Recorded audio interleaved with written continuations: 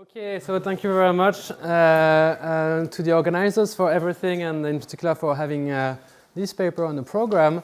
It's joint work with Zsófia Brani and Nicolas Cordassier, my colleagues at Sciences Po. Just wanted to show that I respected the color code. I put the G in red, as it should be, because it says it's a red G. So it's a paper on demographics and capital flows. Okay. So just as a way of motivating what we do, I'm going to say things that for the most part are well known about some patterns that we observe in the data in terms of demographic evolution. Okay, so the world is aging. That's not big news due to a combination of two things: a drop in fertility on the Y side and a fall in mortality rate, or an increase in life expectancy. Okay. What's interesting in the data is the convergence in demographic patterns across countries, across developed countries and emerging countries. Okay, so I'm going to show you first what happens for fertility and then some measure of life expectancy. So this is since the 1950s until today, and then based on forecasts, the evolution of some infant mortality adjusted fertility rate, so that's some sort of effective fertility rate, and its evolution over time. So you see a massive drop everywhere, and especially for emerging countries, and you see that there is this convergence across the two groups of countries. Okay. So we have a very extensive sample of countries, 140 countries. Okay, so it's very large, and so in 1 second I will show you a more detailed picture with a more refined grouping of countries. Okay. In terms of life expectancy or longevity, this is one particular measure that we represent here, the probability of surviving until age 65, conditional on being 25. Okay, but anything you take, life expectancy at birth, for instance, you have similar patterns over the same period, and again, like for the years ahead of us, it's based on forecasts. You see this convergence, and of course, like you see an increase in longevity, which is the second driving force of aging. Okay. So that's the big picture, and what we find interesting is that actually there are some nice variations across countries, okay? Both across emerging countries and across developed countries. Across developed countries, it's sort of well known. People have documented the fact that old Europe and Japan have been aging faster earlier than others, for instance, but also it's true that for emerging countries, the speed and timing of convergence towards developed countries is massive. Okay? So this is, I'm going to show you fertility first and then some measure of longevity. And here, so I'm showing you like more detailed evolutions. For developed economies, I show you like the aggregates and the particular patterns for old Europe and Japan, where you see slightly lower fertility rates and the levels at as early as the 1950s and 60s already a bit below those that you observe for the average of the developed countries. Okay? In terms of what's happening for the emerging countries, you see very early and fast convergence for Southeast Asia, okay, and at the opposite end of the spectrum, very slow convergence of fertility and slow drop in fertility for some part of like sub-Saharan Africa, okay. Latin America would be a bit slower than Southeast Asia, and then the rest of Asia and what we call the Middle East and North African countries, also in the middle. But what's interesting is like that there is substantial variation here, okay? And the same applies with the same sort of. I'm just finishing this, and then I take your question. The same applies for measures of longevity. So again, like a bit more aging in old Europe and Japan as compared to the typical developed countries. A fast catch-up in Southeast Asia, very slow catch-up with actually, because of AIDS in Africa, some slow catch-up with even like some like opposite pattern during the AIDS epidemic in Africa. Sorry. Was that 20%? What's the 20%? Southeast Asia line jumped up by 20%. Yeah. You know better than me. No, because okay. So Southeast Asia, of course, like so we have yeah. So there's a bit of that. I was going to say that it's population weighted. So China like has a big importance. That's why I say you probably know better than I do. And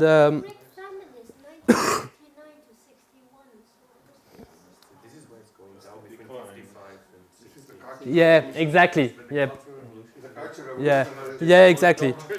Exactly. This is. Version is 66 to 76. So one is 59 to 61, and the other is 66 to 76. So that middle part, I don't know. You don't know what it is, and I need to. I need to. Like it takes other countries so many years to get 20%. Yes. No. That's it's population weighted, and therefore I need to investigate what's going on with the Chinese data points. And they're calculated like life expectancies, like with contemporaneous age-specific survival probabilities, I guess, right? And then yeah. it's all a snapshot and time in that year, I guess, right? I say yes, but the reality is I forgot how the. Yes, we'll take yes. Yes, sorry. Sorry. Yes, I bet. Sorry. So the fertility rates, are they just in total or weighted by conditional on age? No, Rates will be very different depending on the age composition. This is just total. Yeah, total. Yeah, and again, it's one minus the probability of dying in the first 5 years times the fertility rate. Okay, so it's. Population in South Central Asia is much younger than in old Europe and Japan, and still, it's very conditional on age. Yeah. The one-child policy. They have more children with like. Yeah. Yeah. So you see that there is something interesting. So both in the global aspect and in the country-specific aspect, we think. So what we want is okay. It's quite natural to believe, and so we're going to do that as is natural in a life cycle context. But that those demographic patterns have some impact on savings, investment, and international capital flows. Okay, and what we want to analyze is both the effect of like the global trend in aging and the more country-specific parts and deviations from what's happening with the. These predictions by the demographers don't take into account savings, income, or anything, right? No. It's no, they don't have like a model of like endogenous like fertility or investment in health. I doubt so. I mean, I don't remember, but I would assume that it's not that. So when you say global, do you mean throughout the entire period? You look at the interaction across country? When I say what? When you say Global. flow. I say I will have an. Multi-country model. Yeah. Same thing. Yeah. Capital flow. Yeah. Is it for the entire period? Yes. That's. How do we think of capital flow earlier? No. I will have in my model the fact the world will be financially integrated only like since like the mid 80s, for instance. Okay. So that would be like a Yes. change. Yes. Okay. So what we want is to investigate like the impact of demographics on savings, investment, capital flows in a multi-country life cycle model of savings, and we think it's important to to understand well the interaction between demographics and some country-specific, like institutional features, in particular the heterogeneity in the development of credit markets, and one that's obviously sprang to mind, like social security system. Okay, so that's what we're trying to do, and let me tell you what are the theoretical insights, and then we have first like develop some theory in a simple framework, and then have a quantitative model to sort of try to do some serious quantitative exercise. In terms of the insights, I think this one is the most original. It's about this idea that you don't need any heterogeneity in demographic patterns in order for demographic evolutions to be a possible driving force of capital flows. Okay, and because of some general equilibrium effects, and the idea is global aging will have the effect of depressing the world interest rates. Okay, and then if especially like the reaction of savings across countries to a fall in interest rates varies because of other types of heterogeneity, like in credit markets or in the social security system, that will be enough to trigger uphill capital flows of the type that we've observed in the last decades. Okay.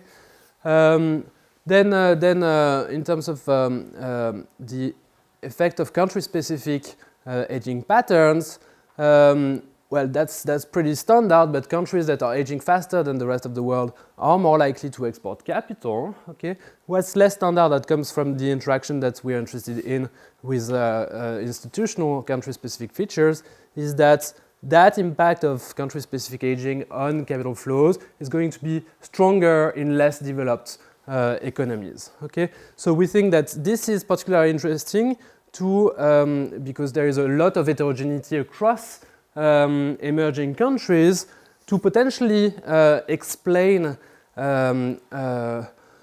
the variation that we observe in terms of capital flows experienced by emerging countries. Okay, and so there is this paper by Pierre-Olivier Gourinchas and Olivier Jeanne, the allocation puzzle, which focusing on emerging countries makes the point that it's not true, as the standard model would predict, that the faster growing countries are the ones that tend to receive capital. In the data, if anything, they tend to export a bit more capital, and maybe it's related to this point because it turns out that the countries that are growing faster also tend to be aging faster. Okay? I don't want to make too much of this picture because for now it's not in the paper, but yes? About the motivation, so I guess it's going to be the sort of standard neoclassical growth model, the base. So let me play devil's advocate. Standard, it will be like some three-period OLG. Yeah, but let me play devil's advocate. So wasn't Luca? I think Lucas was who said, so why doesn't capital flow to poor countries, right? So isn't it that like our neoclassical view of the world gets it on the levels totally wrong where capital goes? So then is that a good way to thinking about these changes? To think that model. So this part is related, but is something else than Lucas' observation, because here we are not talking about north-south. We are talking about within emerging countries, those that are growing faster. Which ones have like current account surpluses? Which ones have current account deficits? So you would have explained that differential taking as given. Yeah, and level puzzle sort of.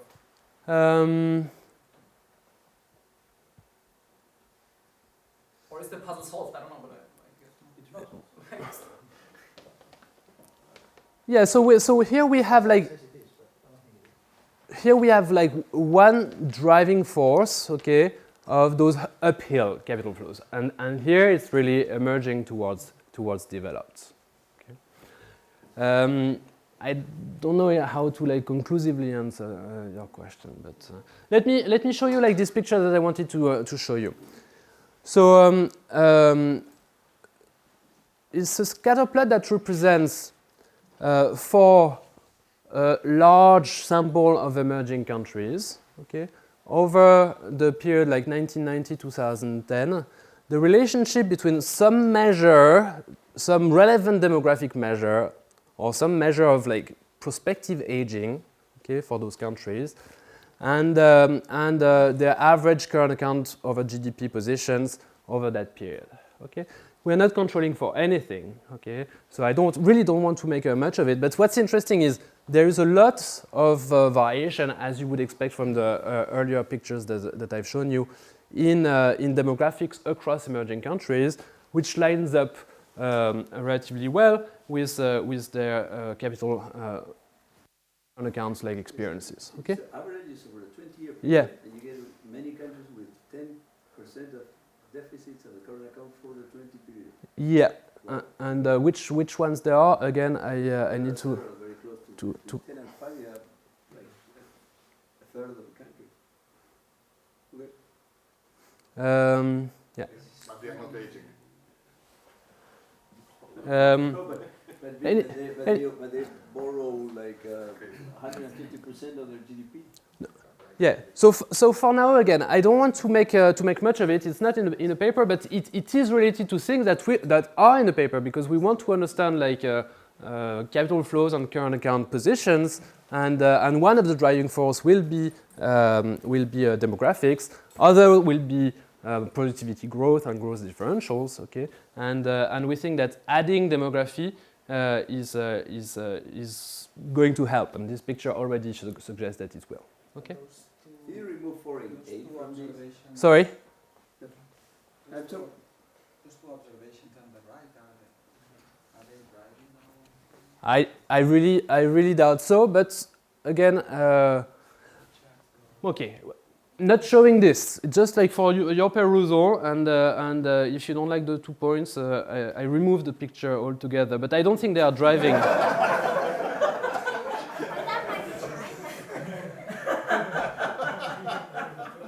Looks like it will survive. It's still there. It's still there. If you want to remove like those, I'm not sure. Okay. Anyway, we're not. So let me move on and talk. Essentially, the literature hasn't really talked in terms of the theoretical mechanism about this effect of global aging on capital flows. Okay, it focused on country-specific aging, and then in terms of the data, people have looked mostly at OECD countries, developed countries. We look at a much broader sample of countries. Okay, so the theory will be developed in the simplest like framework we can think of that really allows us to investigate like theoretically the effect of aging and its interactions with important aspects of heterogeneity across countries in terms of credit markets, pension systems, etc. And then we have a quantitative model. This part is preliminary, but I think it's quite promising. Okay, so the theory is as follows. We have like a 3-period OLG type of model where agents live for at most 3 periods. Okay, young, middle age, and old. When they're young, again, like a lot of assumptions are made for analytical convenience. They do not work, and they will face credit constraints. Okay, when they're middle aged, they do work, contribute to the social security system, and save for retirement. Okay, when they're old, they consume out of their accumulated assets and out of the social security benefits that they receive. At this stage, no bequest motive. Okay. The demographics are exogenous. Okay, it's not a model with endogenous fertility, etc. Okay, so that will be the driving force.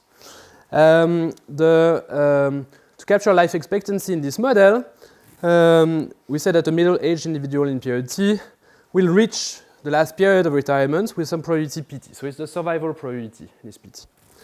And then fertility is also exogenous, and it just relates the size of the young agent cohorts, okay, across successive periods. Okay. Production is standard, Cobb-Douglas, labor augmenting productivity that follows some exogenous process with gamma A T+1 being the growth rate of productivity between t and t+1. Factor markets are competitive, so which pins down the wage rate in terms of the relevant state variable, which is capital per effective unit of labor. Okay? And assuming full depreciation of capital, this I think we call it R. I'm not sure about the notation here. I would have thought that this is between t-1 and t, that the rate of return is RT. Okay, I will confirm that in a second. Okay, so social security system is simple, pay as you go. There is a contribution rate tau t, that is the tax on the middle age in period t, and the replacement rate that determines the pension benefits received in period t given your gross income in the past period. Okay, so we work under balanced budget condition. Those are all the contributions that are received in period t, and they depend on the wage base, number of workers times their gross wage, and then this is the contribution rate. And those are all the benefits that are distributed in period t, and they depend on last period's wage, and sigma t is my replacement rate. How many of those countries have those? We are doing, okay, so that's going to be, I think, an important contribution that we are doing, because we are really documenting for those 140 countries. We've had some research assistants spending the summer on this, going through a description of the social security system and trying to sort of summarize what are those things. So. So they exist. I mean, that's like. Yes. Yes. And what's interesting is actually a lot of emerging countries, the official replacement rate is very high, but then if you look at coverage and so the number of the percentage of retirees who actually receive those contributions is very low. So we will have some measure that is a combination of the official rate and the coverage rate. So what this says is pretty simple. This really is the old dependency ratio, LO over LM at period t. Okay, and of course it's higher. Okay, which means aging when the survival probability into old age is higher, and when the fertility rate is lower. Okay, and so if you want to target a certain replacement rate, okay, you will need to tax more when the old dependency ratio is higher. Okay, and also, I mean, what really puts a bit less pressure on the social security system in terms of the taxes is if there is high wage growth from one period to the other. Intuitive. Okay. Okay, what's the household problem? So is to maximize some expected utility where the probability of reaching old age enters. The utility function is standard isoelastic with elasticity of interval substitution denoted by omega. Don't ask me why. Less than 1. Okay. Subject to the budget constraints that are here. So the idea is that in equilibrium the agents want to smooth consumption over time, so they will borrow when they're young, okay, as much as they can. I will tell you. So they will have some negative asset position at the end of their youth, okay. And then when they're middle aged, they earn this wage. They pay their contributions to the system, repay their debt. This is negative, okay. And then with the rest, consume and accumulate assets for their old age, okay. So there's this one thing which is a bit funny in this simple setup is that what they get at the end is not only what they accumulated, but what's coming from their relatives who died. Okay, so it's one way of doing this redistribution of unintentional bequests. Okay, so that's why there is this divided by pt+1, but don't worry about that. So they have those assets that they have accumulated and that their relatives have accumulated, if they survive, plus the pension benefits that they receive. Okay, and then they have they are constrained in terms of access to credit when they are young, and they cannot borrow more than a certain fraction of the present value of their future labor income. Okay, so the theta t is very important. I put a t here, but it's going to be essentially fixed over time. Notice, and I should have said that before, that for now I don't have some index of countries, okay, because I'm presenting the setup like for a given country, and then I will have I indices for countries because I have a multi-country setup. So for analytical convenience, we relax this assumption in the quantitative model, assume that the credit constraint on the young is always binding. Okay, so they borrow as much as they can. Okay, that simplifies things a lot because then you know exactly what's your disposable income when you reach middle age. Okay, so if you were born in period t minus 1, you reach middle age in period t. Your gross income is WT. You pay contribution rate tau t. You need to repay your debt, but you know exactly what fraction of your current wage you need to use to repay the debt. So this 1 minus tau minus theta w is your disposable income after you've paid contribution to the system and repaid your initial debt. What are the two terms here? The first one, forget about the second one for one moment, which is the one that would prevail if there was no pension system and without the tau. It's just like the assets that you accumulate at the end of the period of your middle age period. It's a fraction of your wealth, and so this fraction is 1 minus your propensity to consume, and it is increasing in P. So the higher the probability of reaching old age, so the higher your life expectancy, the more you're going to save when you're middle age. Okay, so that's one of the channels through which aging matters. So this you can think of the middle age doing some intergenerational borrowing because they're going to receive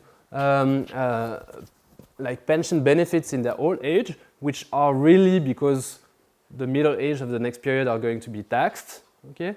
They sort of borrow against their future pensions, okay? So that reduces their overall asset position. Make sense? Okay.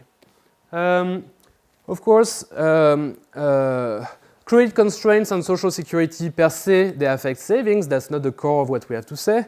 But the higher theta, so the more the credit constraint is, so the greater the access to credits, the lower aggregate savings are going to be because there will be more borrowing and less saving by the middle age. Okay, and the extent of social security also affects aggregate savings. The more generous the pension system means lower aggregate savings, or here you can see at least in terms of the asset positions of the middle age, because they are taxed more and they receive more later, so they save less for their old age. Okay, so in every aspect of development reduces this asset accumulation by the middle age. Okay, so this is an important slide. How many minutes do I have? 17. You missed by 18.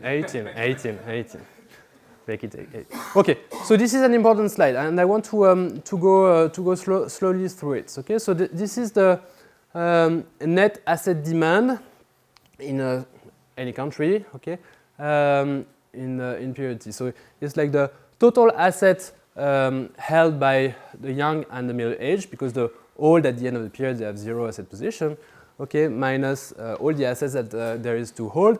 In a closed economy, this would have to be zero. Okay, that would be the equilibrium condition. In an open economy, it will be NFA, the net foreign asset position, over GDP. So that's an important object. Okay, and I've already described what the individual asset positions are. Okay, so I just plug in what they are, and then there is this KT plus 1, which is with full depreciation, just the investment in period T. So that's KT plus 1 over YT is just the investment rate in period T. Okay, so you recognize things that you've already seen.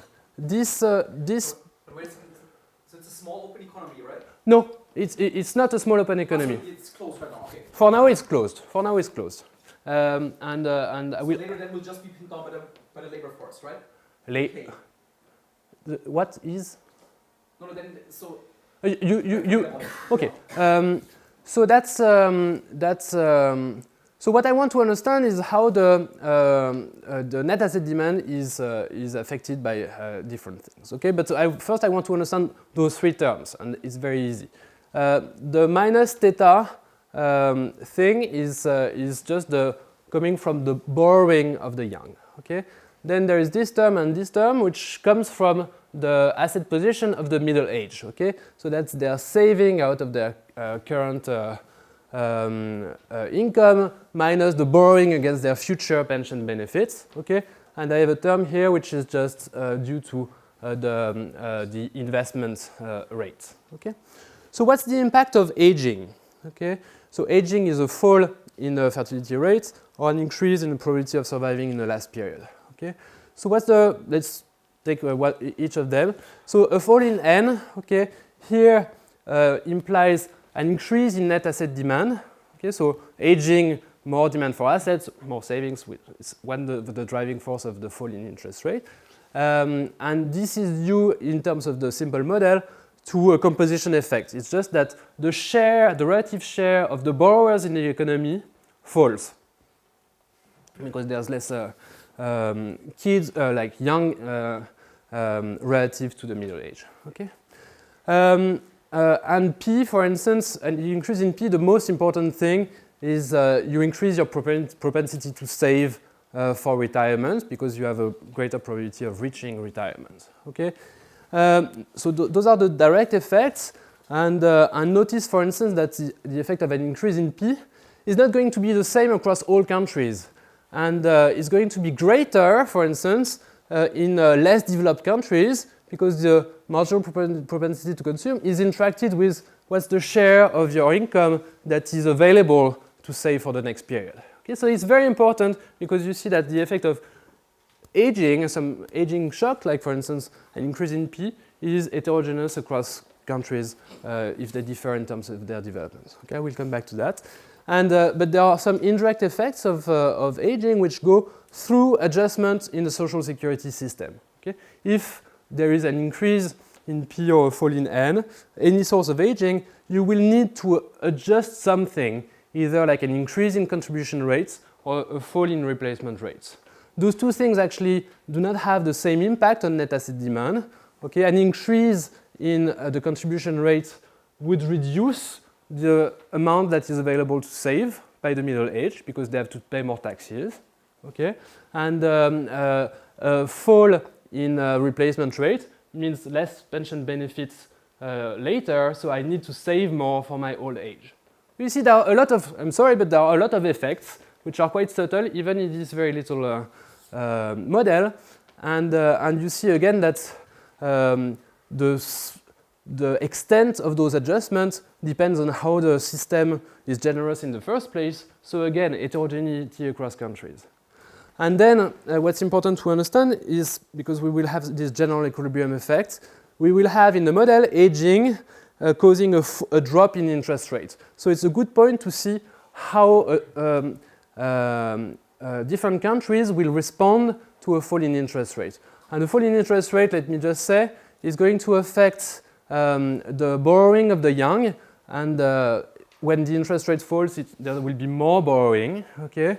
And the savings of the middle age, and there are different effects: income, substitution, wealth effects. Okay, if omega is less than 1, and say omega 1/2, what dominates is the income effect, and the fall in interest rate will generate an increase in the savings of the middle age. Okay. So overall, there are multiple channels, and the overall impact is ambiguous. But what's clear is that there is a chance, because of the heterogeneity, that in response to a fall in the interest rate, the net asset demand will fall in more developed countries and tend to increase or fall less in emerging countries. Okay, and so you'll see that later. Okay, so now I look at what's happening under financial integration, where the market for capital has to globally. Okay? So I've got this I index. And first thing I want to say is to look at, you remember, I want to understand the effect of global aging and country-specific aging. Okay? So first I'm going to try to understand things by looking at the integrated steady state across all countries. Okay? And if you think that the steady state is not enough, I will show you some things about the transition later, but the comparative statics on the steady state tell you a lot about the transition. And I'm going to, for now, focus on the case where, so at the steady state, I've got some fertility rate, some probability of survival. They are constant across time because I'm at the steady state, and equal across countries because I'm interested for now in global patterns. Okay? So no heterogeneity across countries in terms of demographics. I'm also killing things that have to do with heterogeneity in productivity growth. Okay, so what can I say in that world? I can say something first about the effect of aging on the interest rate. Okay? And so the interest rate is determined at the steady state, at this integrated steady state, by this expression, and what's key is this theta bar and tau bar, which are respectively weighted averages of the credit constraint parameters and contribution rates of countries weighted by the relative size of countries in terms of effective labor. Okay? And if you just like look at the effect of theta bar and tau bar, okay, that's the first thing that is interesting per se, is the world interest rate is increasing in theta bar and tau bar, which means, for instance, that if you give more weights to less developed countries, okay, so which have lower thetas and lower taus, okay, it means that the world interest rate falls. Okay, so that has nothing to do with demographics, but that's something that is interesting per se. Is this guy. Productivity times the number of workers. Women, men, both. In the model, there's no concept of. Oh, you don't go to data. Yeah, we do go to data, and we and. No, but you don't. I mean, it doesn't matter. You do just some most men and women. Isn't it? Yeah, man, women, we treat them equally in the data.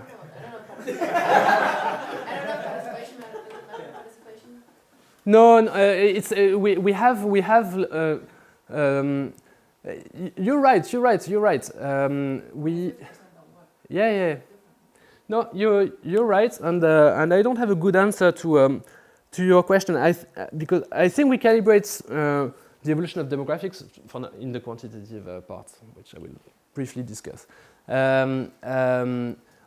On number of workers, but maybe we're actually doing it on the population size, so then participation matters, and we would say like everybody participate, and we would be missing one thing, okay, but which is not really the main focus, but thank you for drawing my attention to this, okay. So what's important is the effect of global aging on the world interest rate, and under mild restrictions, in particular, you need the elasticity of instable substitution to be sufficiently below 1, or like the level, the generosity of the pension system worldwide to be low enough to get like this result that you want to get, that global aging causes a fall in the interest rate. Okay, so now I come to what the title is about, and I have an expression here which describes like the net foreign asset position of countries as a function of GDP. Okay, so if you have like positive NFA, it means essentially you have current account surpluses. Negative NFA, you have current account deficits. Okay, and this expression is like telling you that if, say,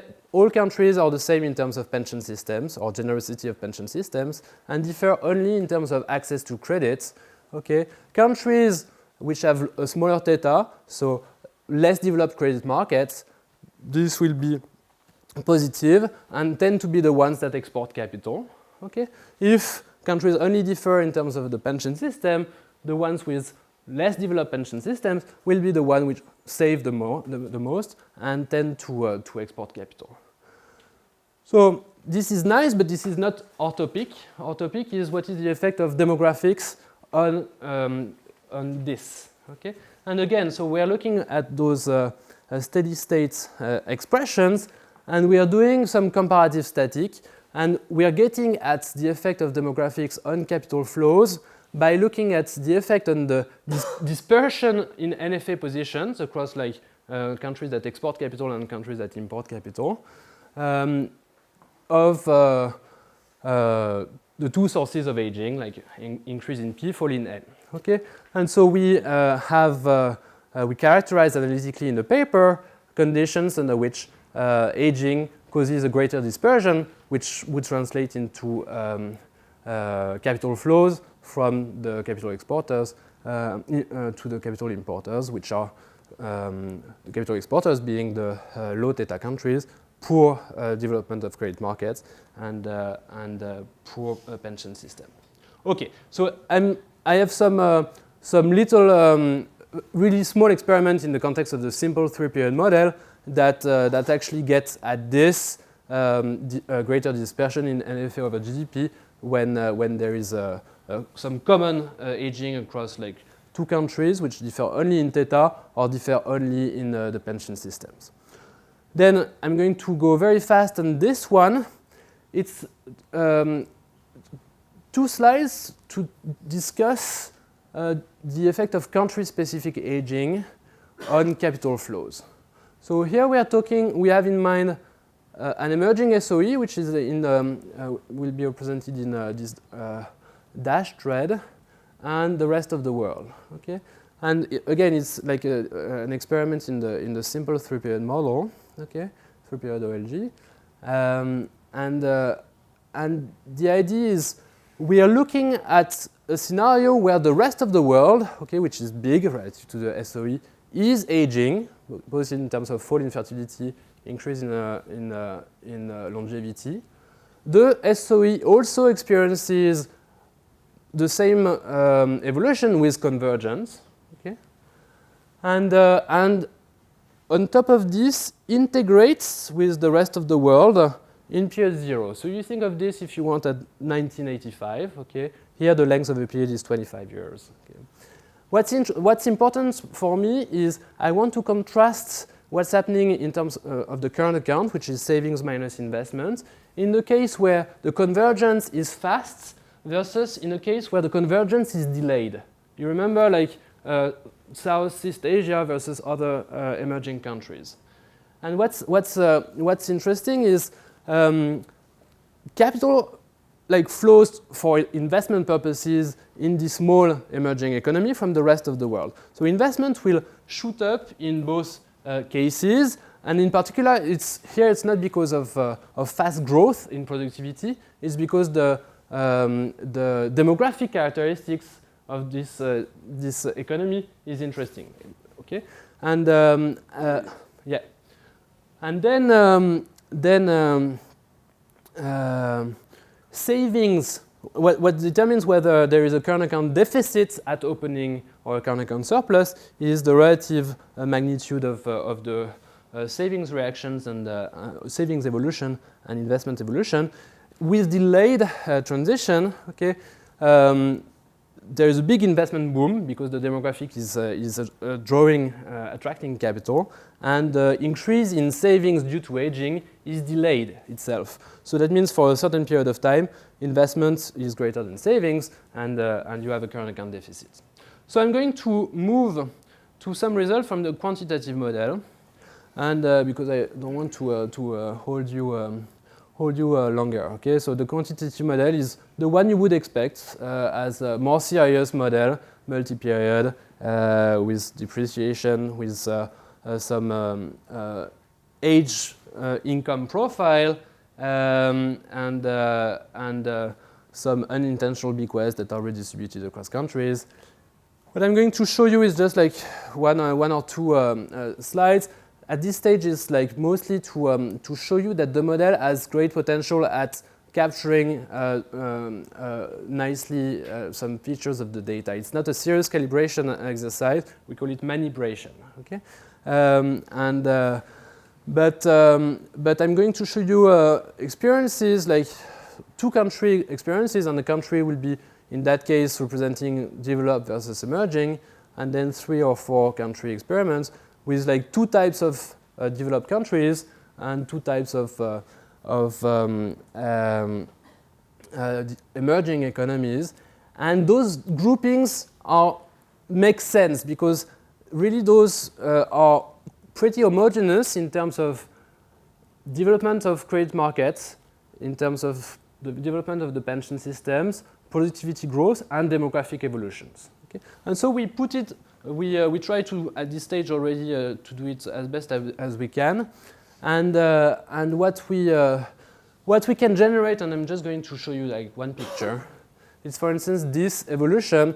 Here you want to think of period 0 as 1980, that's when the world integrates, so current account positions are 0 before. Okay? And I have like 4 groups of countries. The US, very developed credit markets, not so developed pension system, and aging, you see what it is. It more or less fits the data. This is more than 20 to 40 year old divided by more than 60. Okay. Southeast Asia, the demographic evolution, you know what it is. Fast productivity growth, low development of credit market and pension system. Europe, pretty generous pension system, less developed credit markets than the US. Productivity slowdown in the 90s, and whatever demographic evolution you want, a bit more faster aging than in the US. And the rest of emerging countries, which are similar to Southeast Asia in terms of credit market and pension systems, but do not experience the same productivity growth. So that summarizes pretty much a lot of what's going on here. And here, this picture represents over time. You see, you have evolution both over time and across countries. And what's going on essentially is in the 90s, the Europe, which has a productivity slowdown and is already very old, is saving a lot and is exporting capital to the rest of the world. China, which is still attractive because the aging hasn't started so much, is not as pronounced as it is today. And is growing very fast, is attracting capital, and then is exporting capital because it's aging very fast. And the rest of emerging countries are currently attracting capital because they have their demographic characteristics. Yes, it's so.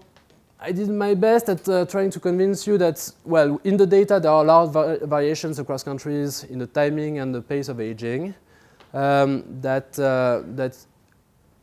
in a simple life cycle model, you see that capital flows will depend both on worldwide, global, and country-specific demographic evolutions.